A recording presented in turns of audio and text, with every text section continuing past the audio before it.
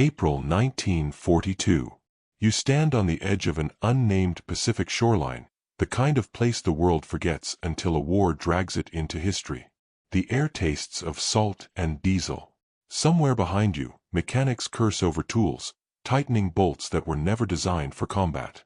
And in front of you is a vast ocean that you're expected to cross in machines that look more like rivercraft than weapons of war. But this is how the United States will begin to take islands, with boats made of wood, with hulls patched in aluminum, and with engines so weak they sometimes drown in their own wake. You feel the strangeness of it. You've been told that war is about power, battleships, carriers, and heavy guns. But here, on this improvised beach, the war feels more like engineering under pressure. You're not waiting for a grand fleet. You're waiting for the invention of a new kind of warfare, one that starts with small craft, crude tools, and the stubborn belief that a simple machine can carry you through gunfire and coral. A corporal hands you a blueprint stained with oil. It shows a flat-bottomed craft, a ramp in front, a cheap motor in the back, and almost no armor. You're told this is the future of amphibious assault. You're told this will get you onto beaches that weren't meant to be reached. You're told this is what stands between success and disaster. You look at the sketch again, the exposed propeller, the plywood sides, the weak engine. And you wonder, how does a nation planning to fight across thousands of miles of ocean trust its war to something that feels so breakable? But that's the truth no one talks about. Before the Higgins boats and the LVTs became icons, they were experiments, fragile, noisy, unstable, and built with materials that engineers chose not because they were ideal, but because they were available. And if you want to understand how the United States conquered island after island, you can't start with Marines charging ashore. You have to start here, with the unlikely machines that carried them. This is the forgotten origin of amphibious warfare. This is how the U.S. built victory not from steel and glory, but from plywood, aluminum frames, and small engines pushed to their limits. Before you understand Higgins, Roebling, or the improbable machines they built, you have to place yourself inside the real problem the United States faced in 1942.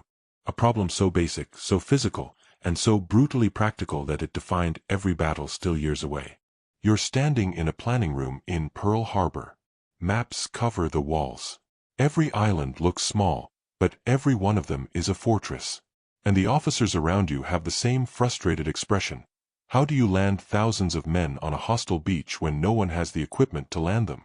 Because here is the truth you're not supposed to ignore. In early 1942, the United States does not have a real amphibious doctrine. You have Marines trained to fight, yes. You have Navy ships, yes. But you do not have the tools that connect one to the other. There is no standard landing craft fleet. No dedicated vehicles for surf, coral, reefs, mud, mangroves, lagoons, or tide changes. Nothing. If you want to get onto an island, you have two choices. A jump from destroyers into small boats meant for rivers. Or swim. Both are suicidal under machine gun fire. You look at the charts again. The problem is everywhere. Tarawa has coral shelves. Guadalcanal has jungle swamps. Bougainville has mangrove mud. Saipan has reefs sharp enough to gut steel. No standard naval boat can cross these. No infantry landing can rely on luck. You feel the pressure of it, the full weight of geography becoming a strategic weapon against you. Then comes the second issue, distance. Every island is far. Fuel matters. Maintenance matters. Engines must be reparable by men working on beaches, not in shipyards. Everything has to be simple enough to fix with a wrench and stubbornness. You can't bring battleships into the surf.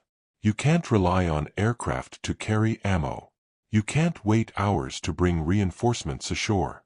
You need a machine that can hit a beach, retreat, reload, return, and repeat, hundreds of times, while surviving saltwater, sand, heat, and gunfire. But the Navy doesn't have it. The Army doesn't have it.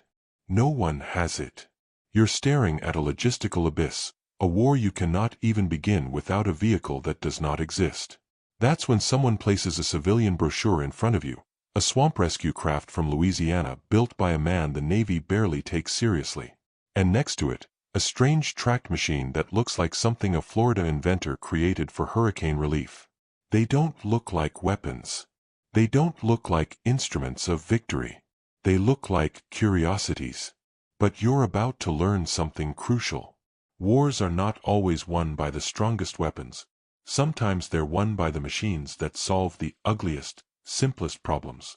And right now, the simplest problem is everything. How do you put a soldier on a beach he cannot swim to? You're about to see how the United States answers that question. Not with steel giants, but with plywood, aluminum frames, and engines that would barely power a farm truck. You hear his name for the first time in a room where no one expects salvation from a civilian boat builder. Not a naval architect. Not a military engineer. Just a stubborn man from Louisiana who builds shallow draft boats for hunters, trappers, and oil crews. But as you study the Pacific maps pinned on the wall, you begin to understand why Andrew Higgins matters. The Navy wants deep keels.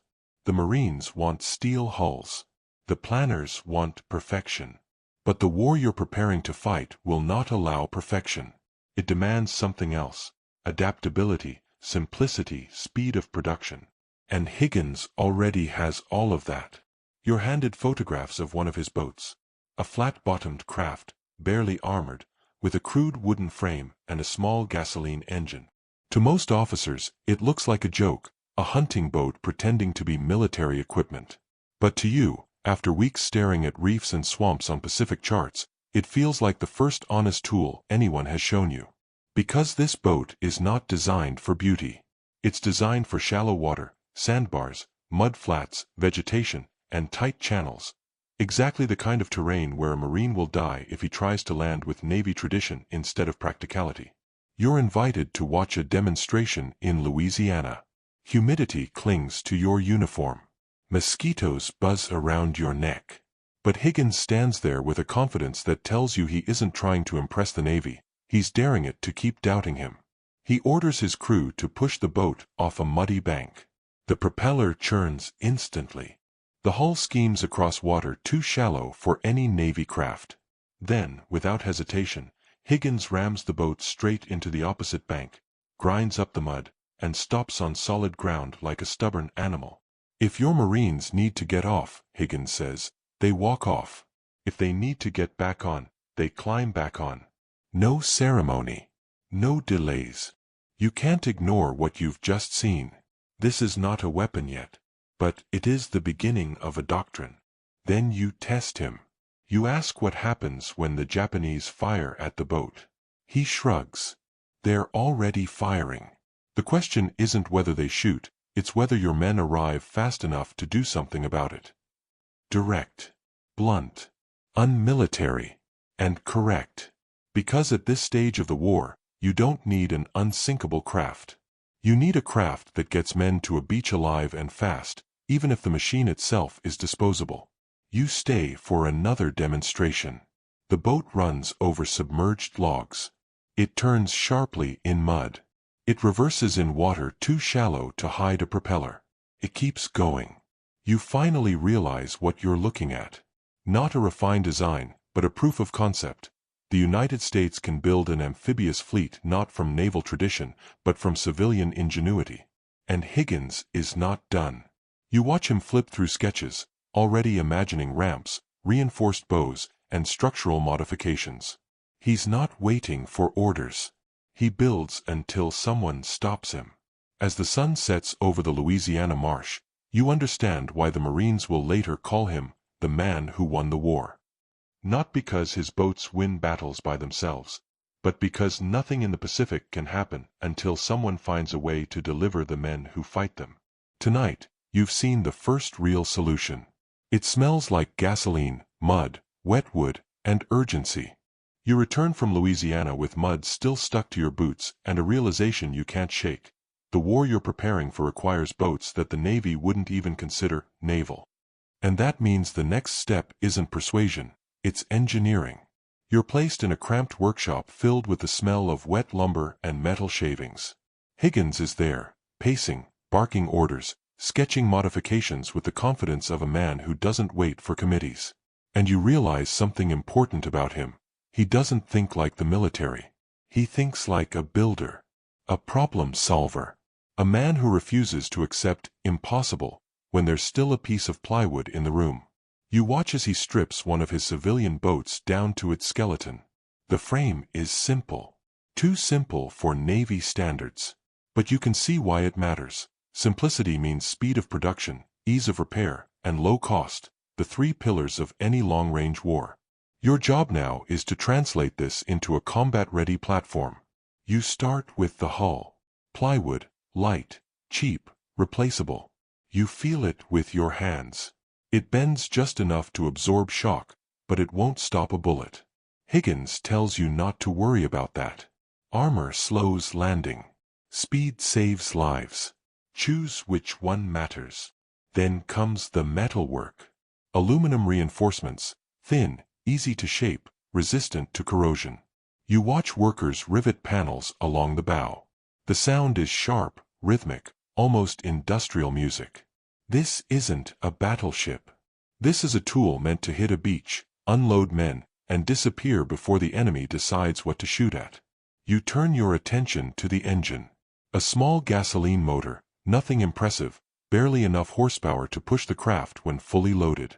You expected something more powerful, but Higgins shakes his head. You don't need power. You need reliability. These boys should be able to fix the engine with a wrench and a prayer. It feels counterintuitive, even reckless.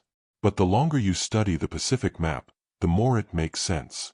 You're not preparing for a single landing. You're preparing for a chain of landings, dozens, maybe hundreds, across thousands of miles. Engines must run for hours, take hits from salt spray, and keep turning in conditions that would choke anything delicate. While you think through logistics, Higgins works on a new feature, a front ramp. This is the moment the design becomes something entirely new. He shows you a sketch, a flat bow with a hinged ramp dropping forward. No more climbing over the sides. No more bottlenecks. A straight line from boat to beach. It transforms the craft from a transport into a breach tool. You test a prototype. The ramp drops with a loud metallic thud. The Marines in the workshop grin. They can unload in seconds, not minutes. Now the boat begins to look like something made for war. You and Higgins walk around the prototype. You point out weaknesses. He fixes them the same afternoon. You suggest structural reinforcements on the frame. He adds them using whatever metal is within reach. There is no bureaucracy here, just results. By the end of the day, you're staring at a craft that shouldn't work, but does. A wooden hull, an aluminum skeleton, a small engine, and a simple, brutal idea. Land faster than the enemy can react. As dusk settles, you feel a shift, the moment when an experiment becomes a path forward. The United States still lacks an amphibious fleet, but now it has something more important, a prototype that solves the first impossible problem. You leave the workshop with sawdust on your uniform, the smell of gasoline in your hair, and a sense of urgency tightening your chest. Because now you know this boat isn't just a tool. It's the first piece of a doctrine that doesn't exist yet, a doctrine you're about to help create. You walk into the Navy procurement office carrying Higgins' prototype specifications, and before you even sit down, you can feel the resistance in the air. The officers here don't believe in your boat. They believe in steel hulls, displacement tonnage, and decades of doctrine that worked in the Atlantic but is useless in the Pacific. To them, a wooden boat with an aluminum skeleton is an insult, a temporary fix dressed up as innovation. To you, it's the only realistic path forward. You place the blueprints on the table. A captain adjusts his glasses, looks at the drawings, and scoffs. This is what you want the United States Navy to deploy in combat. You don't flinch. You've seen what Higgins' design can do. You've seen how it moves across mud, over sand, through shallow water. But the Navy doesn't care about performance yet. It cares about tradition. They argue about durability. They argue about armoring. They argue about firepower the boat will never carry. You try to redirect them to the real problem, delivery. Not combat, not armor, not aesthetics, but the simple necessity of putting Marines onto a beach before enemy fire tears them apart. But they don't see urgency. They see disorder. They see Higgins as an outsider, a man who disrespects hierarchy, who builds without permission and talks like someone who doesn't know his place. You watch the conversation slide toward rejection until you decide to use the only weapon you have left, operational reality. You take out a Pacific chart and place it on the table. You want to capture these islands? Then tell me how you plan to land Marines through coral shelves, shallow reefs, sandbars, and mud, with ships designed for deep water. The room goes silent. You wait. You let the geography argue for you. Then you speak again. You don't need a Navy boat. You need a boat that ignores the ocean and obeys the terrain. Something shifts. Not enough to win them over, but enough to make them listen. They request a formal demonstration. You accept immediately, even though you know Higgins will interpret formal as boring and likely turn it into chaos. But you also know something the Navy doesn't. Higgins' chaos usually works. A week later, you stand at the edge of a test basin. Navy officers watch from bleachers like skeptical judges. Higgins paces the deck of his prototype like a man ready to challenge every assumption in the room. The whistle blows. Higgins accelerates. The boat schemes over shallow water, hits mud, climbs out, spins, reverses, and charges forward again. The Navy officers don't clap, but they stop frowning. Then Higgins performs the stunt you dreaded. He slams the boat straight into the concrete embankment. The officers gasp. You close your eyes. Higgins grins. The bow holds. The structure bends, but doesn't fail. You open your eyes slowly. The officers are whispering now, analyzing, reconsidering. You can sense the shift, the moment when disbelief becomes calculation. Because suddenly, the Navy realizes something uncomfortable. Its own designs cannot do this. And your improvised craft can. The test ends. No one praises Higgins. No one praises you. But no one dismisses you anymore. As the officers file out, one of them pauses beside you. It's ugly, he says. But it might work. You don't smile, not yet. But inside, you feel the first structural crack in the wall of resistance. The Navy still hates your solution. But it hates losing a war even more. And that's the leverage you'll use to push this project into production.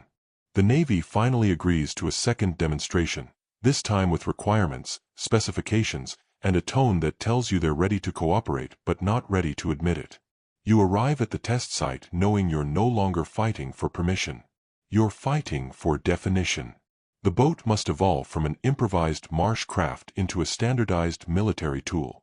This is the moment when the Higgins boat becomes the LCVP, landing craft, vehicle, personnel. You sit with Higgins inside a drafty warehouse, surrounded by wood planks, aluminum sheets, and the unmistakable smell of gasoline absorbed into the floorboards. He stands over a fresh set of blueprints. The Navy wants a bow that can take rifle fire. They want a deeper well for troops. They want a stronger ramp hinge. They want the craft to carry both men and light vehicles. Higgins listens, but he keeps his pencil still. Then he looks at you. What do you think? He's not asking for courtesy. He's asking because he trusts the battlefield more than bureaucracy. You answer plainly. You need to design for chaos, not for comfort. Troops need to exit fast, in a straight line, and with enough momentum to overwhelm the first defensive position. He nods. Then he draws the line that changes the war, a reinforced front ramp that drops like a jaw opening. The hinge is simple. The latch is crude. But the geometry is perfect, a direct path from boat to beach.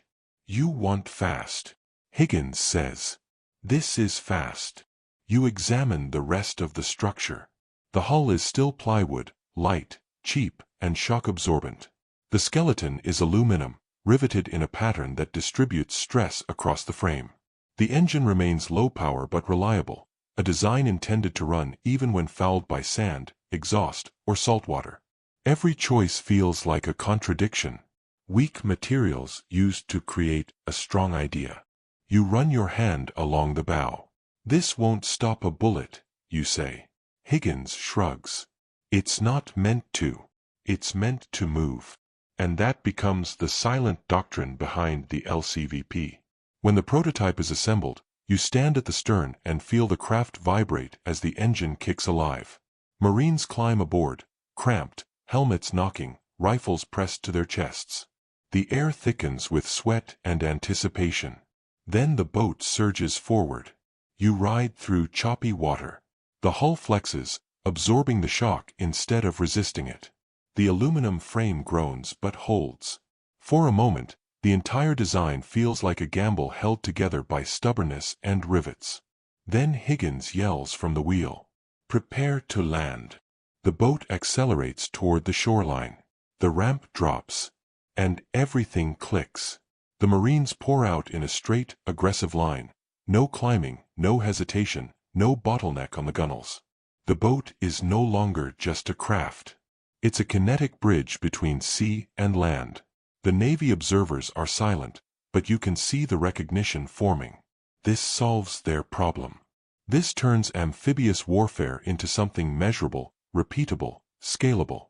You return to the dock. Officers surround you, not Higgins, because they prefer to talk to someone who speaks their language. They ask about torque, fuel consumption, ramp stress, maintenance cycles, replacement parts. You answer with precision because you know the next step. Mass production. Not dozens of boats, thousands. Higgins walks past the officers, ignoring their questions. He meets your eyes. You think they'll approve it? You look at the ramp, still dripping salt water. They don't have a choice. Because now the Navy understands the uncomfortable truth. Steel ships win battles at sea. But this wooden machine, this fragile, awkward, low-powered craft, will win the Pacific, one beach at a time. You walk into the New Orleans plant expecting a shipyard. What you find instead feels like a controlled explosion of industry. Wood stacked to the ceiling, aluminum sheets leaning against walls, assembly lines that didn't exist 2 months ago, and workers moving with the urgency of people who understand they are building something that cannot wait. This is not a Navy facility. This is a civilian factory dragged into the war at full speed. Higgins meets you on the floor, loud, impatient, covered in sawdust. He doesn't give you a tour. He gives you a challenge. You want boats? Then stand back and watch how fast we can build them. You do. And what you see is nothing short of a logistical awakening. Workers aren't specialized. They aren't unionized for shipbuilding. Some have never touched a boat before this month. But Higgins trains them like an infantry unit. Everyone knows their task, everyone moves without hesitation, and no one waits for permission to solve a problem. You follow the line from start to finish. At one end, carpenters slice plywood into precise cuts, angled, beveled, reinforced with internal ribs.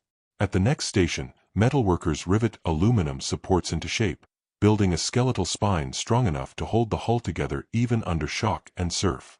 Further down, mechanics lower engines into place. Small, unimpressive motors that look like they belong in farm equipment, not war. But you know better now.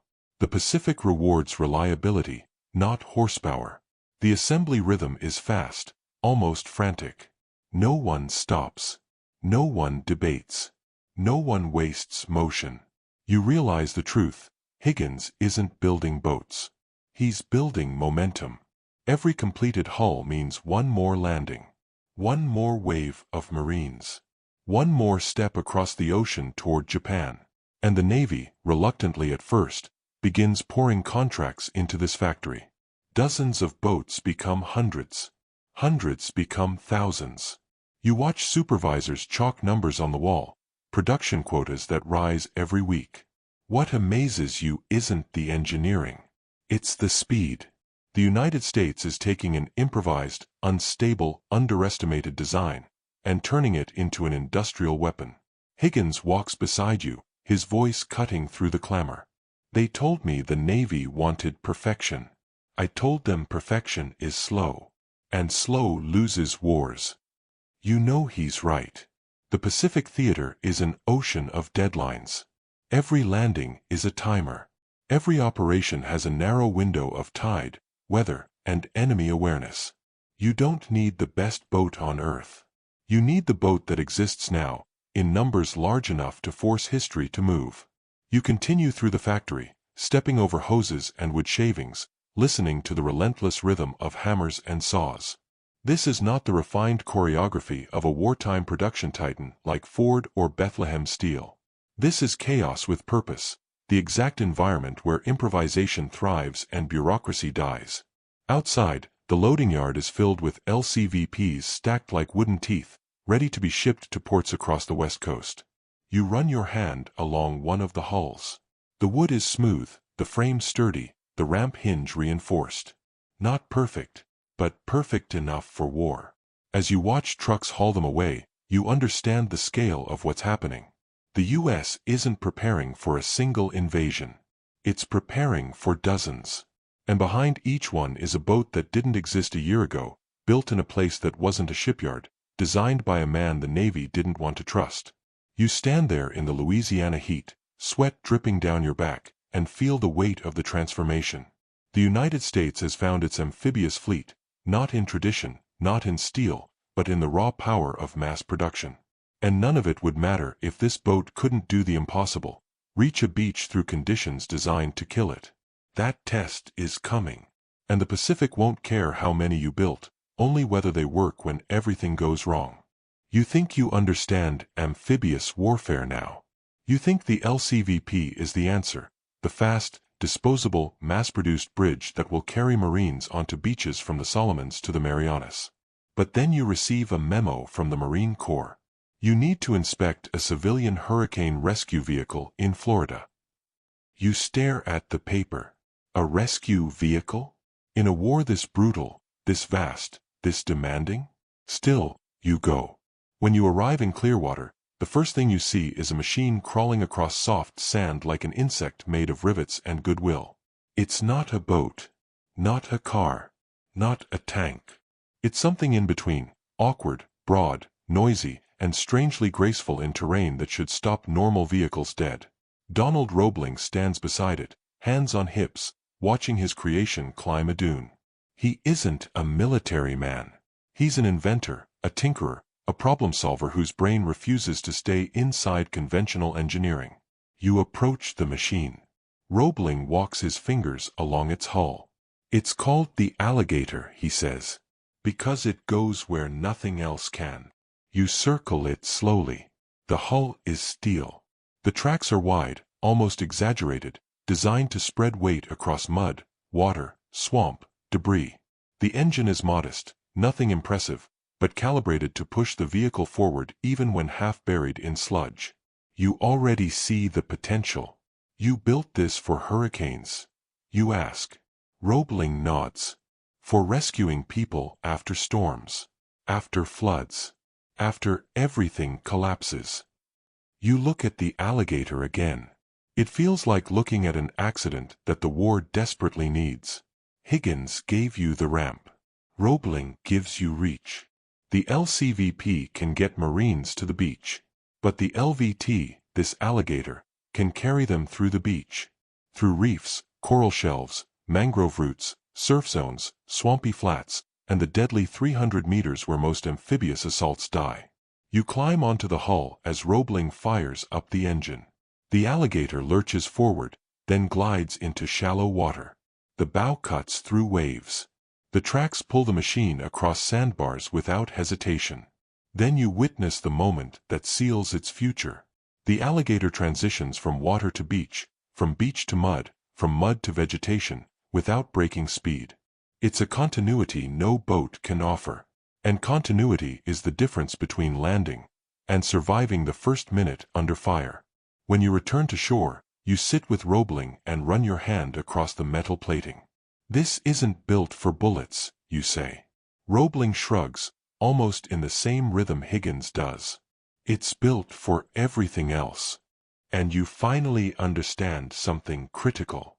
This isn't a weapon. It's a path. The LCVP delivers the first wave. The LVT delivers the one that breaks the defense. By the time you return to Washington with your report, you're carrying a truth no one will like. The United States cannot fight this war with a single amphibious vehicle. It needs two different machines solving two different problems: the boat that gets Marines onto land, and the tracked amphibian that gets them past whatever the beach throws at them. The bureaucracy doesn't want to hear it. Logistics officers groan at the idea of supplying a second fleet. Manufacturers complain about new tooling, new materials, new costs.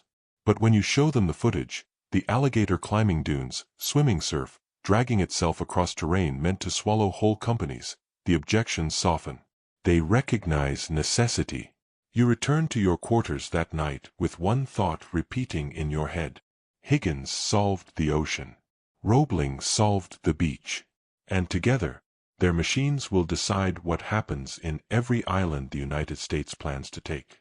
You return to Quantico with two truths. Higgins has given you a fast assault boat. Roebling has given you a vehicle that can crawl past the surf zone. But doctrine doesn't exist yet. There is no manual, no unified training, no coordinated assault plan. You walk into the Marine Corps planning room carrying blueprints, film reels, and sand still stuck to your boots. Officers sit around a long table filled with maps and coffee-stained reports. They look at you like someone bringing them a puzzle with half the pieces missing. You start the briefing with one sentence. You cannot use Higgins without Roebling. And you cannot use Roebling without Higgins. They shift in their seats. Doctrine hates dependency. But this dependency is unavoidable. You project footage of the LCVP landing Marines on a beach. Fast, clean, direct. Then you show the LVT, crawling, climbing, transitioning from water to land without hesitation. One officer raises his hand. So which one do we use first? You point at the map of a generic Pacific atoll. Both.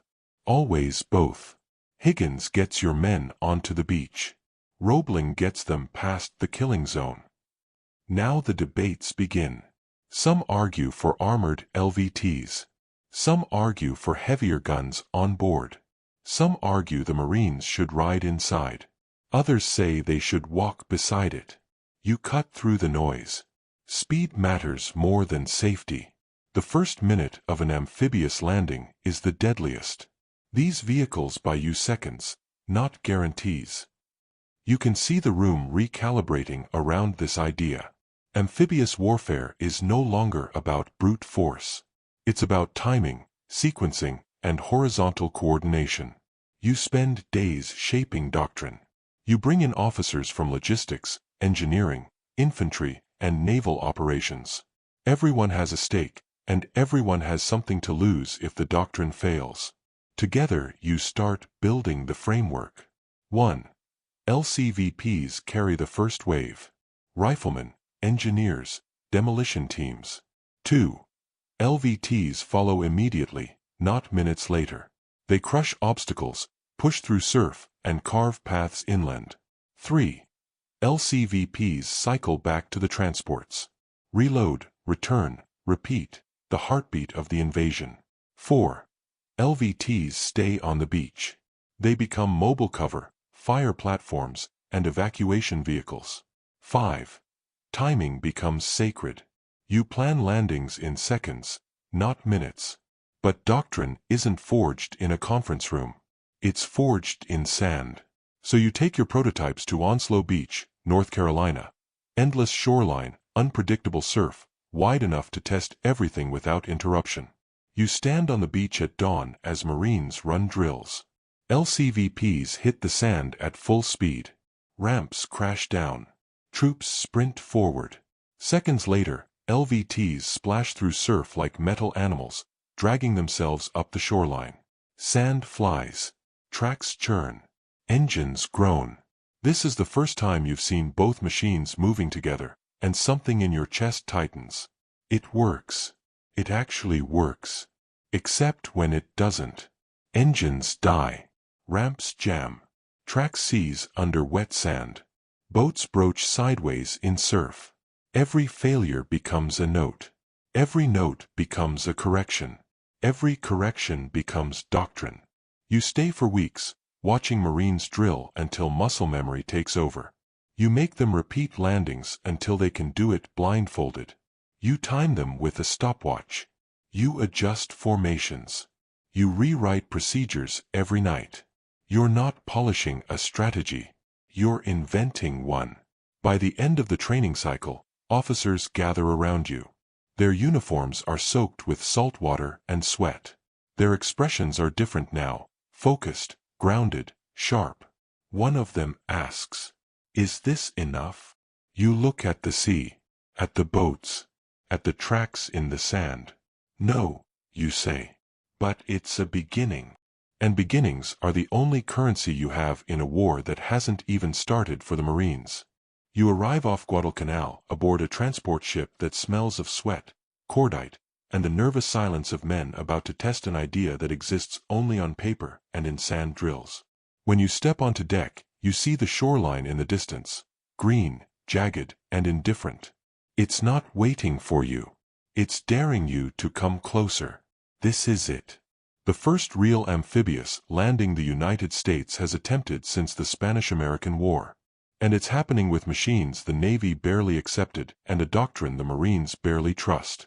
You lean over the rail and watch the LCVPs get lowered into the water. Wooden hulls creak. Engines cough awake. Ramps rattle in their hinges. They look fragile, too fragile for this moment. But they're what you have. You scan the deck for LVTs. There are only a few. The Marines couldn't secure enough production in time. Higgins' fleet is here in force, Roebling's is not. A lieutenant stands beside you. His jaw is tight. "We'll test your doctrine," he says, "but we're going to test it with half the tools." You don't argue. War doesn't wait for ideal conditions. When the first wave boards the LCVPs, you hear the shift in energy, the clatter of gear, the heavy breathing, the quiet phrases men tell themselves before confronting uncertainty. You walk among them, checking straps, boots, weapons. They're not worried about the landing craft. They're worried about what waits behind the treeline. You climb into an observation boat. The whistle blows. The first wave begins its run. Engines roar. The entire formation leaps forward, bouncing over chop. Spray hits your face. You grip the railing as you feel the boats react exactly as Higgins designed. Light, responsive, skimming over shallow water rather than plowing through it. Halfway to shore, the first doctrine failure hits you hard. There is no return fire. The Japanese are silent. Everything feels wrong. An officer beside you mutters, "They're waiting." When the first LCVP hits the beach, the ramp drops. Marines pour out. For a moment, the landing looks clean, too clean. Then the jungle erupts. Machine gun fire tears across the sand. Mortar rounds fall like punctuation marks in a furious argument. Marines scatter, dive, slip, recover. You watch one LCVP get hit along the starboard side, a clean entry wound through plywood. The boat doesn't sink immediately, but it lists, dying slowly, as if trying to honor its task before giving up. This is the test you dreaded. How does a wooden craft behave under real fire? The answer isn't simple. Some boats shrug off small arms hits. Some catch fire when fuel lines rupture. Some break apart on coral heads. Some behave flawlessly, like they were built for this exact moment. It's chaos. You're writing doctrine in your head as you watch it unfold. Then you look for the LVTs, the Alligators. Only a handful made it ashore. One climbs a berm with Marines using it as moving cover. Another stalls in surf, tracks jammed with debris. A third pushes straight into vegetation, carving a path where no man could walk. You scribble notes furiously. LVTs cannot replace LCVPs. LCVPs cannot survive without LVTs. Together they work. Alone they suffer. When the second wave approaches, you see a new problem. Boat congestion. LCVPs returning from shore cross paths with incoming craft. Timing falls apart. The Navy officers panic. Marine officers shout orders that contradict each other. Your pristine doctrine is being shredded by reality. But then something happens that you didn't expect. The Marines adapt faster than your paperwork ever could.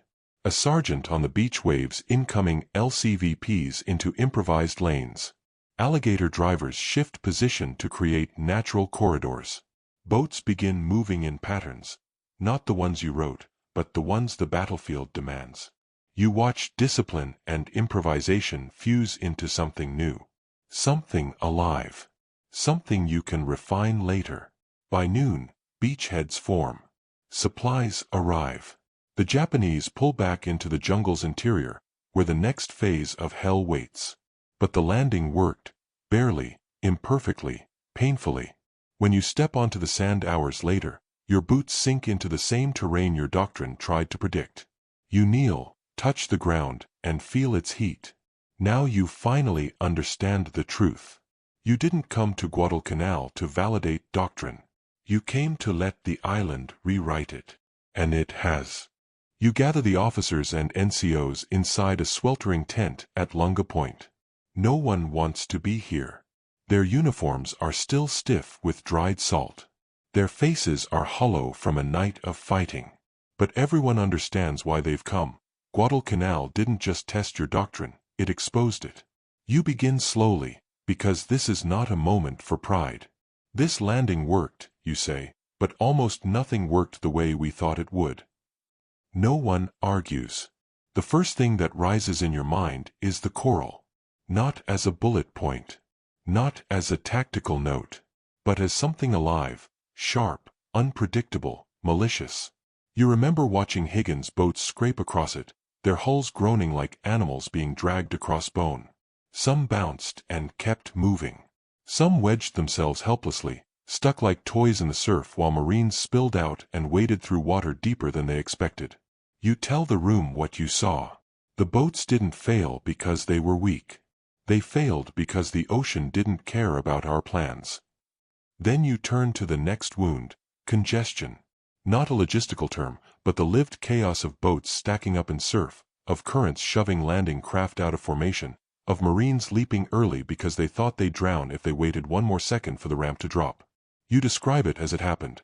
Boats crossing paths like panicked birds, signalmen shouting into wind that stole their words, pilots forced to improvise lanes where lanes never existed. One lieutenant mutters, "It felt like the sea swallowed the plan." He's right. You nod without answering. And then there's the hardest part, coordination. You don't present this as a failure of theory. You present it as a human truth. You were asking two machines, built by two different minds, for two different purposes, to perform like they were born together. Higgins' boats rushed forward beautifully. Roebling's alligators fought the surf like beasts. But once on the beach, the relationship broke down. Some alligators pushed inland exactly as you hoped. Some stalled with tracks jammed in wet sand. Others simply weren't there, too few to shape the landing the way doctrine demanded. A wounded sergeant speaks up, voice ragged but steady. "Sir, the alligator's a lifesaver. But it's naked. If a machine's going to lead us through that hell, it can't be made for storms. It has to be made for bullets." His words hang in the air. Not a complaint, a truth paid for in blood. You exhale and tell them what you've realized. We built a doctrine that assumed perfect timing. The ocean shredded that first. The enemy shredded the rest. You let that sit. Not as an admission of failure, but as a recognition of scale. Amphibious warfare isn't choreography, it's collision.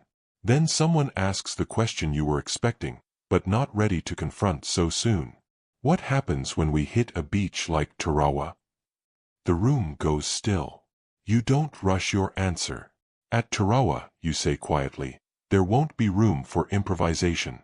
Every mistake we made here will have a cost. Every minute lost will kill someone. No one moves.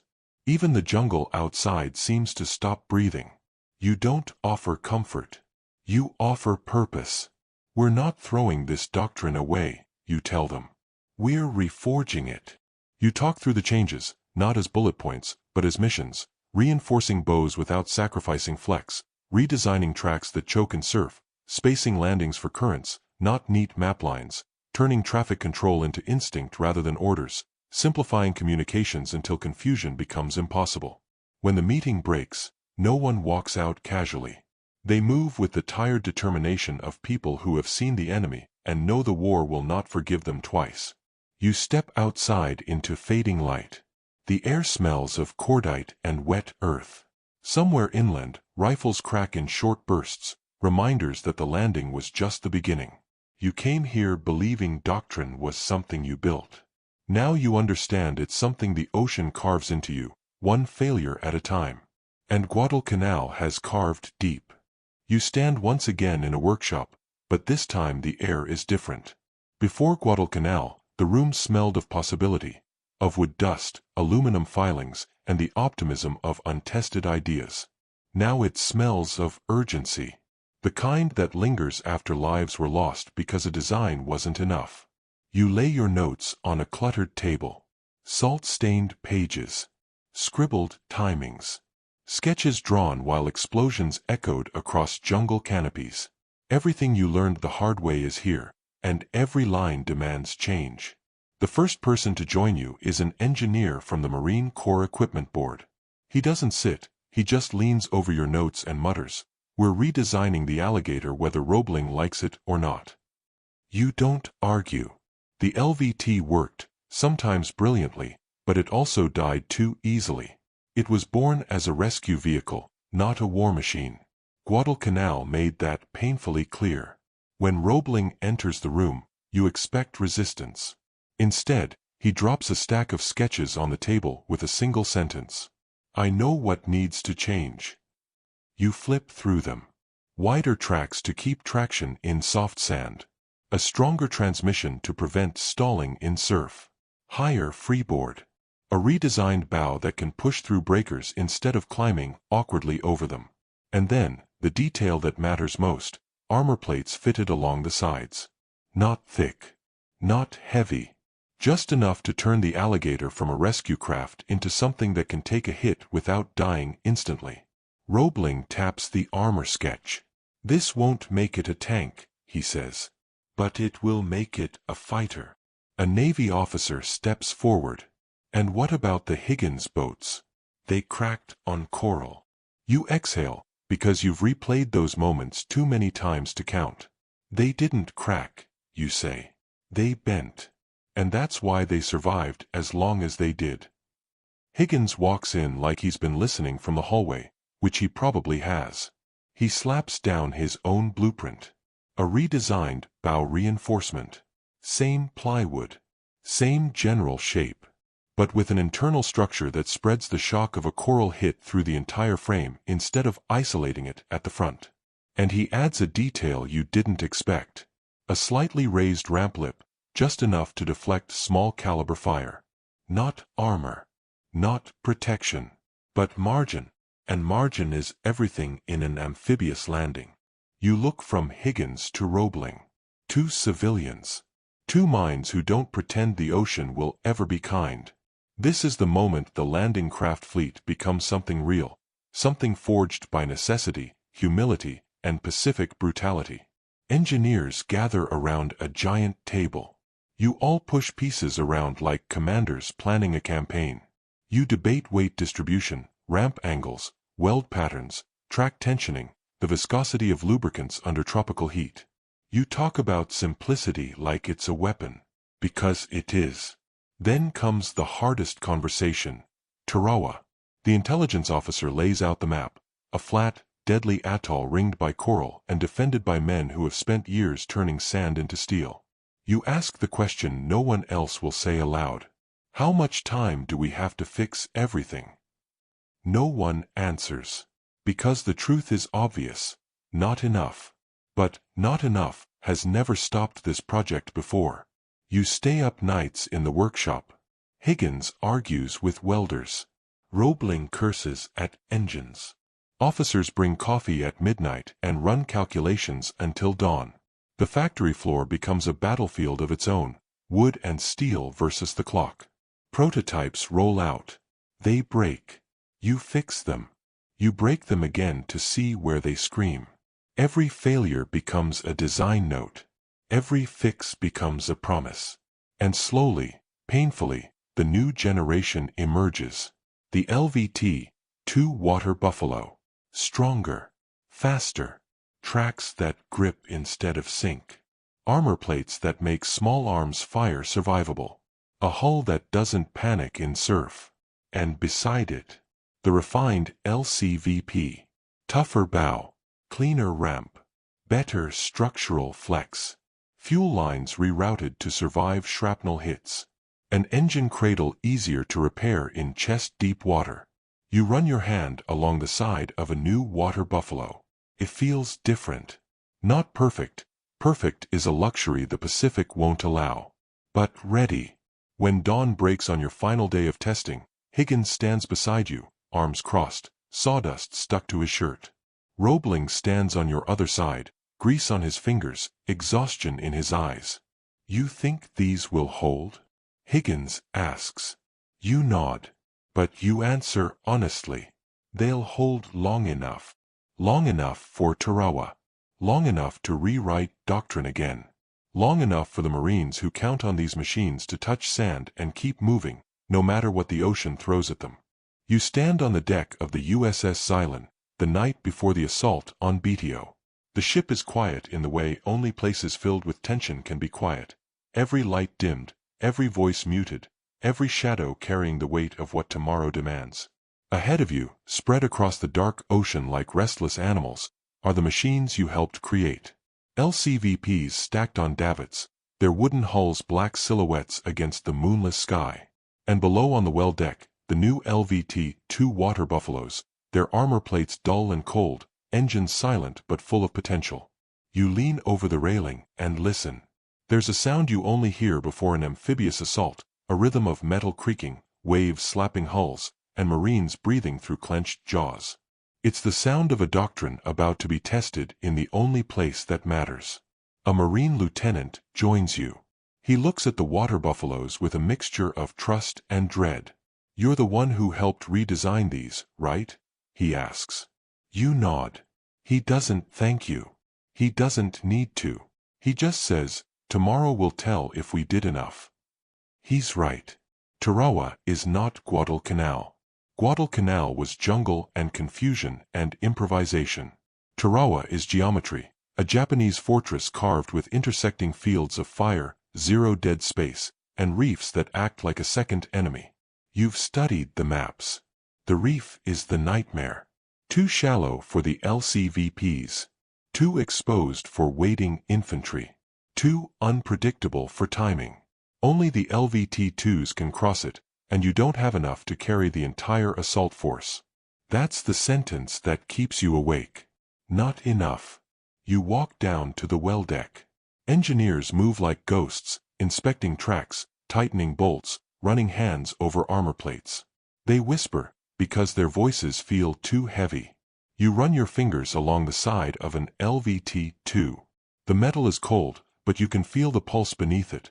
Weeks of redesign, nights of exhaustion, the weight of Guadalcanal whispering that failure is always waiting.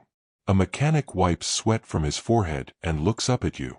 Sir, this one can take a hit. Maybe 2. Maybe more, if the gods are bored. He laughs, but there's no humor in it. He knows tomorrow this machine will be the only cover some Marines will have. A Navy officer approaches with a clipboard, voice clipped and tense. We've run every tide calculation we can. If the water's too low, your Higgins boats won't make it past the reef. They'll have to drop Marines hundreds of yards out. You let the words sink in, hundreds of yards of waist-deep water under machine gun fire. You breathe in slow. You don't panic. There's no room left for panic. Then the LVT-2s go first, you say. He nods. All of them. Every last one. It's the only choice. The water buffaloes will break the first line, survive the reef, crush wire, push past obstacles, carve the path the Higgins boats can't. You walk the length of the well deck again. Marines sit on the floor, backs against the armored hulls. Some clean rifles. Some pray. Some stare at nothing. They've seen the maps too. They know what kind of island waits for them. Narrow, flat, fully sighted, fully prepared. One of them looks up at you and says, "Are these things really going to make it?" You answer honestly. They'll get you farther than anything else. But you don't lie. You don't promise safety. You don't pretend machines win battles. Machines deliver men. Men win battles. That truth feels heavier tonight than ever. You climb back onto the main deck. The stars are gone, swallowed by clouds. The ocean is a black sheet stretching toward an island you can't yet see but can already feel. Tomorrow, Higgins' design will meet the reef. Roebling's design will meet the guns. Your doctrine will meet its reckoning. You stay there until the first thin line of dawn creeps over the horizon. And in that light, barely visible, you see the outline of BTO, a shape in the water that looks less like an island and more like a challenge carved from coral and steel. You whisper to yourself, not as a planner, but as someone who knows what's coming. Tomorrow, everything breaks, or everything holds just long enough. Dawn comes in pieces, a gray smear across the horizon, a thin light that reveals BTO inch by inch. You stand on the deck and feel the air change. It's heavier here. Thick with humidity, diesel fumes, and the unspoken knowledge that everyone around you is about to step into a place designed to kill them. Then you hear it. The sound that announces the start of a battle long before the first shot hits sand. The low, metallic cough of LVT, 2 engines coming alive. You descend to the well deck. The water buffaloes roar, tracks clattering, exhaust burning sharp and hot.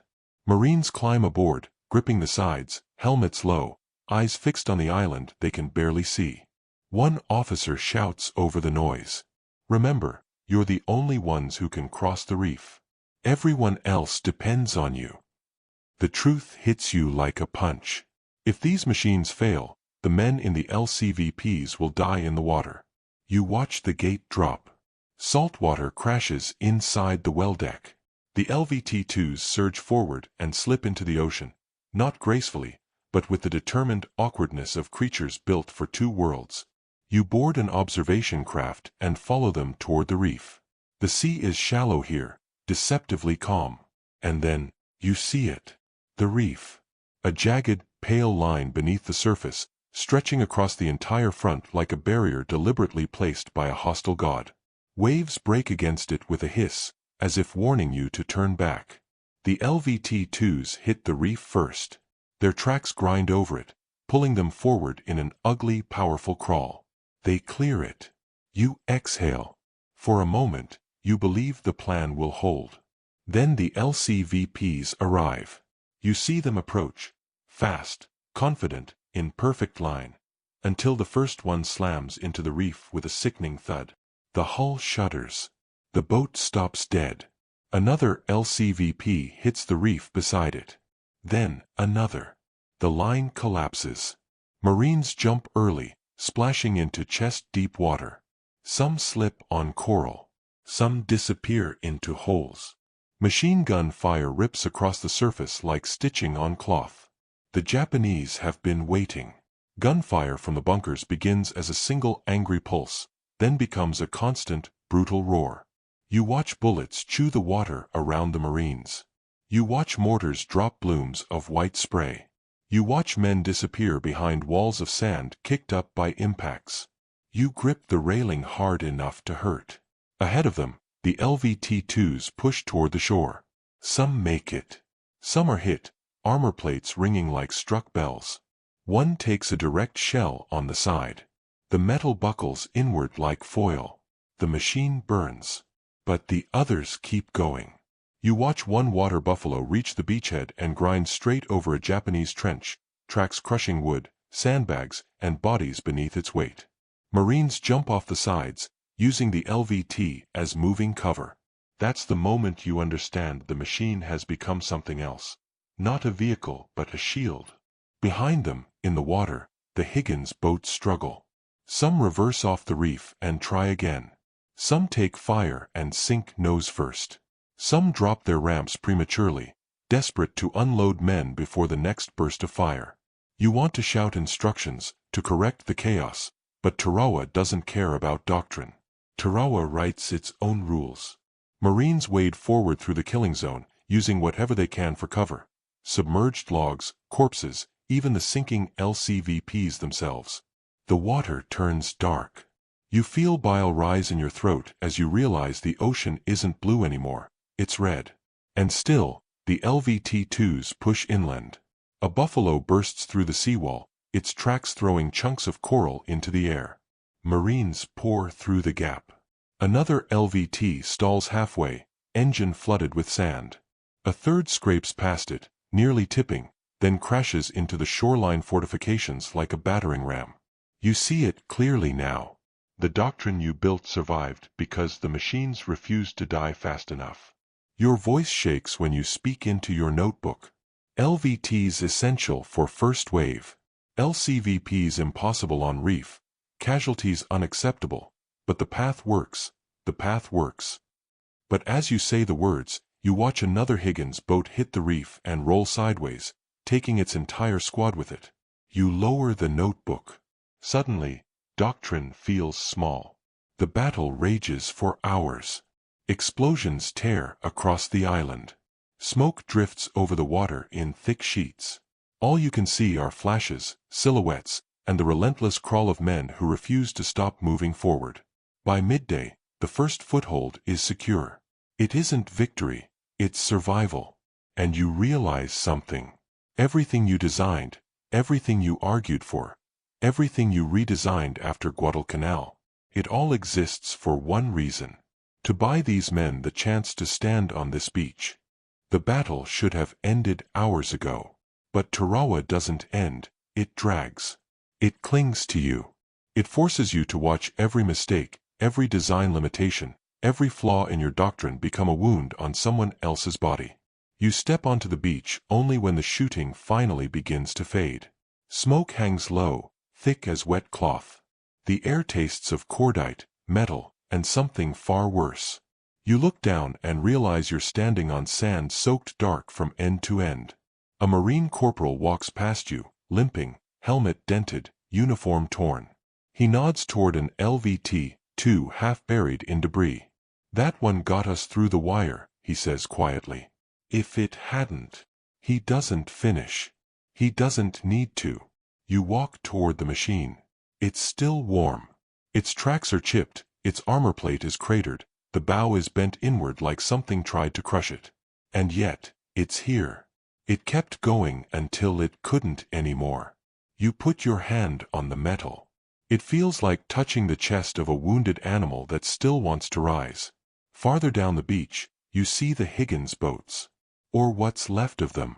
Some sit wedged on the reef, splintered open, ramp twisted like broken jaws. Others lie in the shallows, burned to black ribs. A few made it all the way, propped awkwardly on wet sand, holes punched through their plywood hulls, engines silent, their last breath spent just getting Marines to shore. One of the boat coxswains stands knee-deep in water, staring at the boards of his shattered craft. When he notices you, he doesn't complain. He simply says, "She got us here." That's all she was asked to do. You take out your notebook, but for a long moment you can't write. You just stare at the beach, trying to separate what the machines failed to do from what the machines saved. The truth isn't clean. The LCVPs failed where physics made failure inevitable. The reef was their executioner. But on every stretch of deeper water, they performed with a stubborn loyalty you hadn't appreciated until now. The LVT-2s succeeded where nothing else could. But they paid for it. Some burned, some drowned, some twisted into heaps of steel that now look like part of the island itself. You walk farther inland. Japanese bunkers lie crushed under collapsed coral.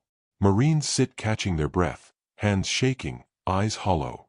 You hear fragments of conversation. Tracks jammed halfway. Engine almost blew, but we pushed anyway. Ramp wouldn't drop, so we climbed over. Every sentence is a field report disguised as memory. A colonel approaches you. His face is pale, almost gray. "We expected casualties," he says. "We didn't expect this." You don't answer immediately. Because this is not just the Japanese defense. This is the convergence of terrain, tide, doctrine, and machine, all colliding in a single inferno. He exhales. But the LVTs got the first wave through, he says. If they hadn't, this beach would still be under fire. You nod, not out of pride, but out of comprehension. This is the cost of amphibious warfare. It's not elegant. It's not predictable. It's not clean. It's a negotiation with physics, geography, and enemy fire, and the machines you build are only as good as the men willing to ride them into hell. You step back toward the waterline. The tide is rising now, covering some of the bodies, lifting debris, tugging at the broken hulls. The sea is trying to erase the evidence of everything that happened here. But you don't let it. You kneel in the surf and run your hand along a piece of shattered plywood from a Higgins boat. Hands before yours built it. Hands braver than yours rode it. You whisper something you didn't expect to say. It mattered. You mattered. Because Tarawa was not won by brilliance. Not by perfection. Not by flawless doctrine. It was won by machines that worked just long enough. And by men who refused to stop moving even when everything else failed. You stand, soaked from the knees down, and close your notebook. Tarawa has rewritten you again. And the next landing, which is already being planned, will require everything you've learned here, no matter how much it hurts to admit it. You return to the States carrying more than notes. You carry the weight of Tarawa in your bones. Every decision you make now is shaped by those 20 terrible minutes on the reef. The ones that swallowed men and doctrine alike. Washington is colder, quieter, clinical, but you walk the corridors with the urgency of someone who has seen what happens when engineering is half finished. You step into a conference room filled with Navy officers, Marine planners, and engineers from companies you barely had time to brief before the war accelerated. They expect a report. What you give them is a verdict. Tarawa wasn't a failure of courage, you say. It was a failure of preparation. If we want to take the Marianas, the Palaus, the Philippines, we cannot land like that again. No one interrupts. They've seen the photographs. You place a damaged LCVP bow plate on the table, splintered, cracked, bent, scarred by coral and shrapnel. A physical reminder of what the ocean does to good intentions.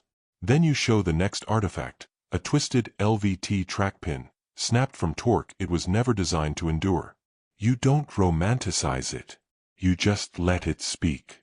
This, you say, is why we're not ready. The room shifts, officers leaning forward, engineers scribbling, decision-makers no longer thinking about budgets, only about survival. You begin outlining the new reality, not as requests, but as necessities.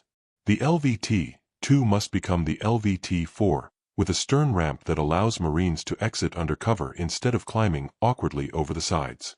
Track assemblies must be strengthened. Armor must be standardized. Engines must be protected from sand infiltration. Fuel systems must be rerouted to survive hits that would have killed the old models instantly. And as you speak, you realize something. The war has outgrown improvisation. It now demands discipline and mass. Factories across the country are brought into the fold. A Detroit plant once building automobiles now bends steel for troop-carrying buffaloes. A Wisconsin manufacturer starts producing track shoes by the tens of thousands. Shipyards convert sections of their lines into landing craft production halls. The Higgins plants expand again. Multiple buildings, thousands of workers, shifts around the clock. Wooden hulls roll down the line like loaves of bread, each one carrying the memory of Tarawa's dead in its design. You visit these factories. You walk through aisles where sparks fly from welding torches. The rhythm is relentless. Hammers, saws, engines turning on test beds. You hear workers talking about Tarawa the way other people talk about a storm or a fire, not as history, but as warning. They know they're building machines that have to survive places most of them will never see. One welder looks up at you as she wipes sweat from her eyes. "My cousin was there," she says quietly. "Make sure this one gets him farther than the last." You don't promise her. You don't lie to her. You simply nod, Because you know exactly what farther means now. The Navy's Bureau of Ships begins issuing new standards, strengthened bows for Higgins boats, improved reinforcements, new coatings to resist salt rot, redesigned ramp hinges that won't jam under sand pressure.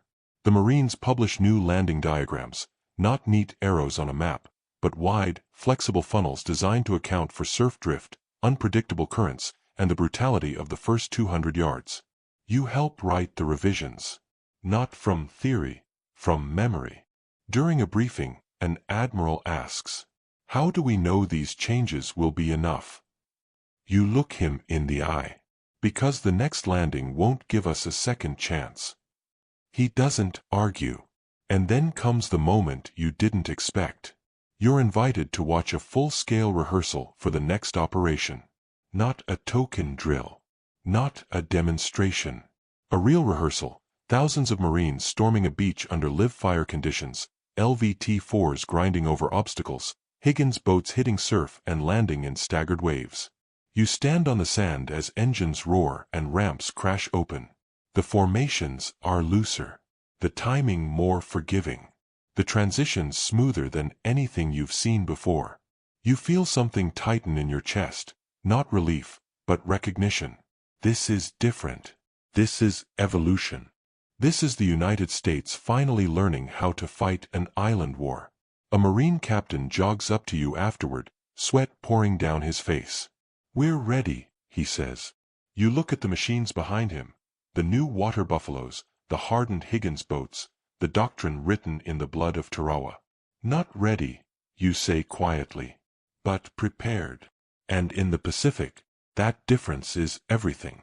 You're back in the Pacific months later, but everything feels different now. The islands ahead of you aren't unknown, hostile shapes on a map.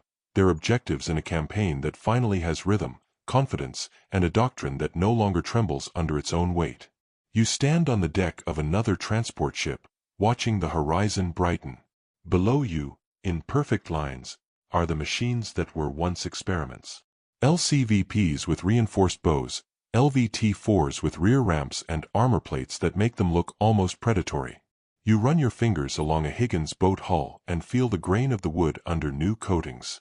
It's still simple, still light, still vulnerable. But it's no longer improvised. It's refined, a tool sharpened by blood and necessity.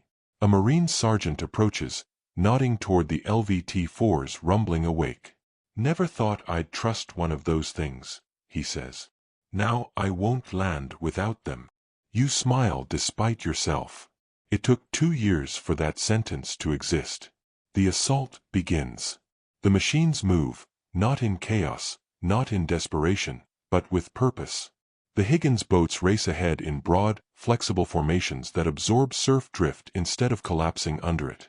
Their ramps drop smoother, their engines cough less, their hulls ride higher. Behind them, the water buffaloes surge toward the beach, tracks chewing through surf like they were born in it. Their new stern ramps lower as soon as they hit sand, Marines sprinting out with none of the fumbling delays of earlier models. You watch from the command post as wave after wave lands with precision you once thought impossible. No reef stalls them. No bottleneck traps them. No doctrinal guesswork derails them. This, finally, is amphibious warfare done correctly. As the beachhead expands inland, you climb down to the sand. You walk past water buffaloes resting like exhausted beasts, engines ticking as they cool. You see bullet dents in the armor that would have been fatal months earlier. Now they're only scars, proof that the redesigns mattered. A Higgins boat sits half buried in sand, its ramp lowered, its sides peppered with small caliber hits. The coxswain wipes sweat from his brow, leans against the hull, and grins at you. "She held," he says. "She got us in clean." You realize something as you stand there. You used to think engineering was about perfection. But in the Pacific, engineering is about endurance. Not triumph, but survival. Not elegance, but utility. Not the machine that wins the war, but the machine that gets you far enough into the fight for men to finish the job. As the day unfolds, the Marines push inland with growing confidence. Not because the enemy is weak, the enemy is never weak, but because the landing didn't cost them half their strength. They arrive ready, organized, alive. And you stand on the sand, knowing exactly what this means. Tarawa will never happen again. Not because enemies are gone, but because the United States finally learned how to reach them. Hours later, after the fighting moves beyond the dunes, you sit alone beside an LVT-4 with its engine access panel open. You close your eyes and listen. The distant thump of artillery, the roar of aircraft, the metallic heartbeat of the Pacific campaign continuing without hesitation. You speak to yourself, quietly. This is what wood, aluminum, and low-power engines can do, when you use them the right way. Then you stand and face the water. Out on the horizon, more landing craft move in long, confident lines, the living proof that the improvisations of Louisiana swamps and Florida workshops have become the backbone of a global strategy. You didn't build perfect machines. You built machines that arrive. Machines that endure. Machines that carry men into impossible places and keep them standing long enough to shape the world that comes after. As the sun sets over yet another conquered beach, you realize the truth that history will never shout loudly enough. Victory in the Pacific wasn't decided by the biggest ships or the strongest bombs. It was decided by simple machines, made of wood, aluminum, and engines barely powerful enough, guided by hands that refused to accept that good enough was all they could be, and by men who trusted those machines enough to climb aboard and ride them into fire. You watch the waves break against the sand and whisper the final line of a doctrine written not on paper, but in blood. It wasn't the battles that won the islands. It was the machines that carried us to them.